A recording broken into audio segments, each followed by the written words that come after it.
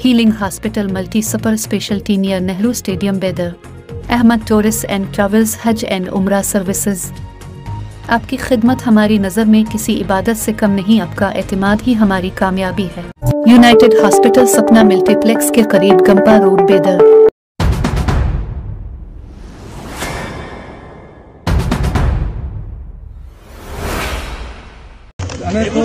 हमने उनके साथ में काम किया है, हमारे अच्छे दोस्त के रूप में हमने उनको हमारी पहचान।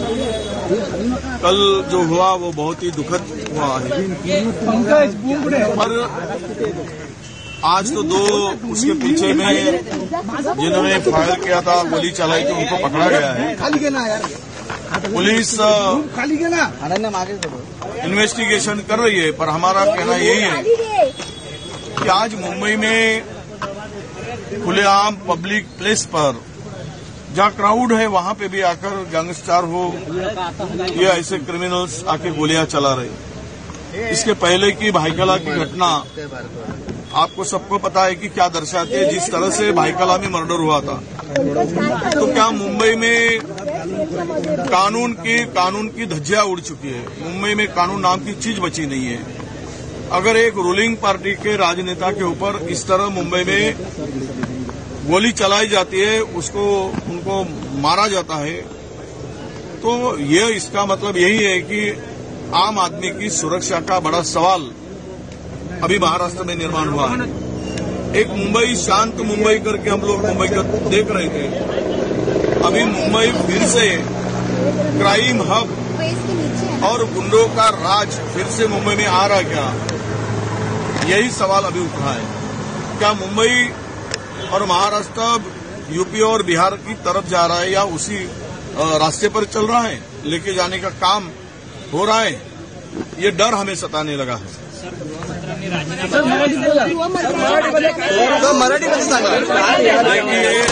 गृह मंत्री ने, होम मिनिस्टर ने राजीनामा तो कब का देना चाहिए था।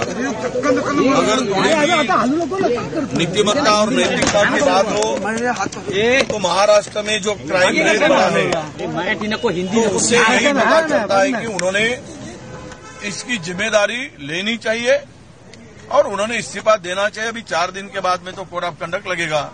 हम उसको मांगकर हमारी जुबान को खराब नहीं करना चाहते, जिनकी उनकी नैतिकता का सवाल आता है। मैं सबसे पहले तो बाबा सिद्दीकी जी को, जिनको हम सब लोग पर्सनली जानते थे, उनका लंबा संबंध रहा कांग्रेस से, उनको अपनी श्रद्धांजलि देती हूँ। उनके परिवार को, मित्रों को, शुभचिंतकों को अपनी संवेदनाएं व्यक्त करती हूँ। मैं अभी भी ईश्वर से प्रार्थना कर रही हूँ कि उनका परिवार इस दुख से उबरने का संबल पा सके, जीशान जिनको हम सब जानते हैं। लेकिन इससे एक बहुत बड़ा चिंता व्यक्त भी करना चाहती हूं। आज महाराष्ट्र में जिस तरह से कानून व्यवस्था दम तोड़ चुकी है, वो अपने आप में एक गंभीर विषय है। कभी लाइव टीवी पर किसी की हत्या हो रही है, कभी पुलिस थाने में गोलीबारी हो रही है। ये Y+ कैटेगरी इनकी सिक्योरिटी थी, इनके साथ NSG होते थे, और उसके बाद दिन दहाड़े दशहरे के दिन, जिस दिन इतना पुलिस का बंदोबस्त था, हत्यारे आते हैं, हत्या करके चले जाते हैं। ये क्या दिखाता है आपको महाराष्ट्र में? महाराष्ट्र में कानून व्यवस्था ने पूरी तरह से दम तोड़ दिया है।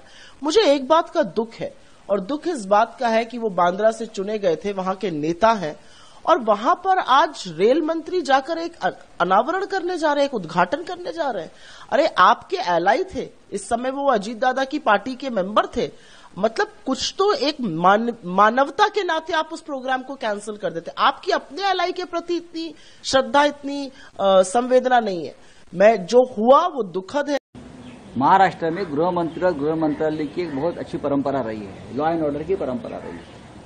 इसीलिए तो मुंबई जैसे शहर में बड़े बड़े उद्योग आते रहे, क्योंकि यहाँ की लॉ एंड ऑर्डर हमेशा से ठीक ठाक रही। कल जो हत्या हुई है बाबा सिद्दीकी, जो महाराष्ट्र के पूर्व मंत्री है, बहुत साल विधायक रहे, आज भी उनका बेटा विधायक है, शायद हमारे पार्टी में नहीं हो लेकिन हमारे साथी रहे, अच्छे आदमी थे, तो उनकी हत्या ऐसी तरह से होती है जिनको सिक्योरिटी है, वाई स्टेटस की सिक्योरिटी है, और उनकी हत्या होती है। उसका मतलब क्या है? हत्या का पीछे कारण कुछ भी हो, लेकिन हत्या हो गई है तो आपका फेल्योर है, मुख्यमंत्री का फेल्योर है। आपने जिस तरह से अपने पुलिस दल का गुनहगारीकरण किया है आपके स्वार्थ के लिए, कलेक्शन के लिए। हाँ, पुलिस का इस्तेमाल जिस तरह से होता है तो ये उसका नतीजा है कि कानून का डर नहीं रहा, पुलिस का डर नहीं रहा। दिन दहाड़े कभी भी पब्लिक प्लेस पर हत्याएं होती जा रही है। उसमें आप राजनीतिक कार्यकर्ता, राजनीतिक नेता, मंत्री, विधायक भी नहीं छूट रहे। आपने कहा कि गवर्नर को इंटरव्यू करना चाहिए,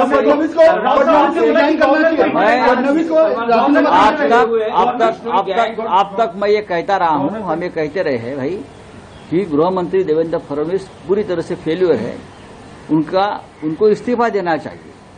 लेकिन बात आगे बढ़ चुकी है, अब इस्तीफा नहीं, राज्यपाल ने, गवर्नर ने हस्तक्षेप करके देवेंद्र फडणवीस को गृह मंत्री पद से हटाना चाहिए। राउत साहब, दुखद है कल जिस तरह से उनकी हत्या की गई है,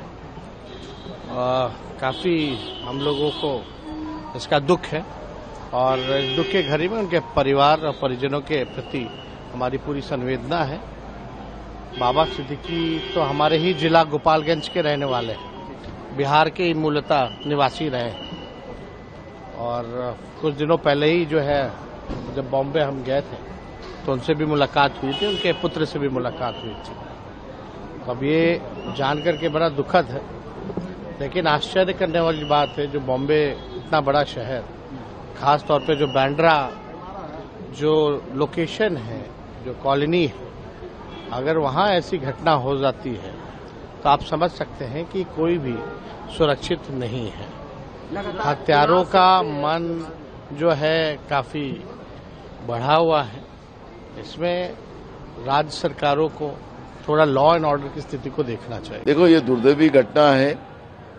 महाराष्ट्र की जो सरकार है, सरकार की जो नीयत है गुनहगारों को सपोर्ट करने की, उसी के परिणाम है कि महाराष्ट्र में इस तरह की घटनाएं होते जा रही है। महाराष्ट्र में छोटी बच्चियां भी सुरक्षित नहीं है, महिला सुरक्षित नहीं है, आम आदमी सुरक्षित नहीं है, तो बाबा सिद्दीकी जैसे एक राजनेता भी वहां पे सुरक्षित नहीं है। वो आज स्पष्ट हो चुका है। उसका रीजन भी है, जो पुलिस महासंचालक रश्मि शुक्ला जो है, उनकी असंवैधानिक पोस्टिंग कर सरकार ने अपने पॉलिटिकल फायदे के लिए जो रणनीति बनाई, उसी का परिणाम महाराष्ट्र की जनता भुगत रही है। और आज आपको मैं बताता हूं कि कई नेताओं ने इनके रिजाइन मांगा है, मुख्यमंत्री और गृह मंत्री का, लेकिन ये रिजाइन देंगे नहीं। इनकी कुर्सी महाराष्ट्र की जनता कुर्सी छीन लेंगे, ऐसी परिस्थिति आज। पहले तो बाबा सिद्दीकी जी जो थे वो काफी वेल रिस्पेक्टेड लीडर थे, अक्रॉस पॉलिटिकल पार्टी लाइंस उनके सबसे ही अच्छे संबंध थे। कोविड के समय पे उन्हें और जीशान ने इतना अच्छा काम किया था, तो दुख हुआ सब सुनकर और आश्चर्यचकित हो गई कि इतने अच्छे इंसान के साथ ये होना बहुत ही दुर्भाग्यपूर्ण है। पर इसी के साथ साथ दिखाता है कैसे हमारी जो कानून व्यवस्था है, लॉ एंड ऑर्डर सिचुएशन है महाराष्ट्र में पूरी तरीके से चरमरा गई है। अगर हम लिस्ट ऑफ इवेंट्स देखें, उन्होंने 15 दिन पहले कहा था कि उनको ये धमकियां आ रही हैं, वाई कैटेगरी सिक्योरिटी दी गई थी। फिर उसके बावजूद भी इतना बड़ा इंटेलिजेंस फेलियर होना, बांद्रा जैसे शहर एरिया में उनका दिन दहाड़ी मौत हो जाना, मैं मानती हूं कि ये उनकी लॉ एंड ऑर्डर व्यवस्था पे एक बड़ा ही प्रश्न चिन्ह उठाता है। आप महिलाओं पे अत्याचार देख लीजिए, आप बढ़ती हुई कानून व्यवस्था को देख लीजिए। आप कहते हैं कि हमने अक्षय शिंदे को ठोक दिया तो अब लॉ एंड ऑर्डर व्यवस्था ठीक हो गई। क्या हुआ? आप ही के अलायंस पार्टनर के एक इम्पोर्टेंट लीडर थे और बीचों बीच उनकी मौत हो जाना बहुत ही दुर्भाग्यपूर्ण है। और मैं याद दिलाना चाहूंगी, सलमान खान के घर के बाहर भी इस तरीके की फायरिंग हुई थी। और अब कोई कह रहा है लॉरेंस बिश्नोई गैंग, ये गैंग, वो गैंग की बातचीत चल रही है। तो क्या हो गया हमारे स्टेट इंटेलिजेंस को? क्या हो गया हमारी मुंबई पुलिस को, जो दुनिया भर में मानी जाती है, मुंबई का लॉ एंड ऑर्डर जो दुनिया भर एक्नॉलेज करता है? आपने महाराष्ट्र को यहां पे लाकर छोड़ दिया है, जहां पर ना कानून व्यवस्था है, जहां ना न्याय व्यवस्था है, सिर्फ और सिर्फ लूट हो रही है। वो हत्या हुई है बाबा सिद्दीकी जी की, वो बहुत दुर्भाग्यपूर्ण है। और महाराष्ट्र में कानून व्यवस्था की धज्जियां किस तरह से उड़ाई गई है, इसका ये बहुत बड़ा उदाहरण है। अभी केवल इतना ही बचा है कि महाराष्ट्र के गृह मंत्री पे फायरिंग हुई, यही सुनना बचा है। क्योंकि छोटे बच्चियों से लेकर एक राजनीतिक नेता तक महाराष्ट्र में आज कोई भी सुरक्षित नहीं है। बार बार इस बात की तरफ अंदेशा किया गया धड़ल्ले से ड्रग्स आ रहे हैं, पोक्सो की केसेस बढ़ रही है, बलात्कार की केसेस बढ़ रही है, मर्डर की केसेस बढ़ रही है, और ये गृह मंत्री के खुद के गृह जिले नागपुर में भी हो रहा है। इस सरकार को कोई भी नैतिक अधिकार नहीं है कि वो सत्ता में रहे। कोई भी इस सरकार के रहते सुरक्षित नहीं है। और गोळीबार झाला, अतिशय दुर्दैवी घटना आहे आणि त्या संदर्भात मी डॉक्टरांशी अगोदर बोललो होतो आणि पोलीस आयुक्तांशी बोललो। त्यामध्ये 2 आरोपी अरेस्ट आहेत, एक यूपीचा एक हरियाणाचा आहे आणि एक आरोपी फरार आहे। झालेली घटना अतिशय दुर्दैवी आहे। मी पोलिसांना निर्देश दिलेले आहेत की मुंबईमध्ये कुठल्याही परिस्थितीत कायदा सुव्यवस्था कोणी हातात घेता कामा नये, गँगवार वगैरे कोणी डोकं वर काढता कामा नये, यांच्यावर कडक कारवाई झाली पाहिजे। कठोर कारवाई करण्याच्या मी सूचना दिलेल्या आहेत आणि पोलिसांची कायदा सुव्यवस्था राखण्यामध्ये मुंबई पोलिसांचं नाव आहे आणि त्यामुळे या आरोपीला तात्काळ पकडतील आणि त्याच्यावर कडक कारवाई करतील। तिन्ही लोक जे आहेत यांच्यावर बाबा सिद्दीकी यांच्यावर जो हल्ला केलेला आहे या हल्ल्यासंदर्भात तात्काळ यांच्यावर कठोर कारवाई होईल आणि कठोर कारवाई करण्याचे निर्देश मी दिलेले आहेत। 2 आरोपी पकडले आहेत, एक हरियाणाचा आहे, एक उत्तर प्रदेश मधला आहे, तिसरा आरोपी फरार आहे, त्याच्या पाठीमागे पोलीस टीम गेल्या, त्यालाही लवकर अरेस्ट होईल आणि कडक कारवाई होईल।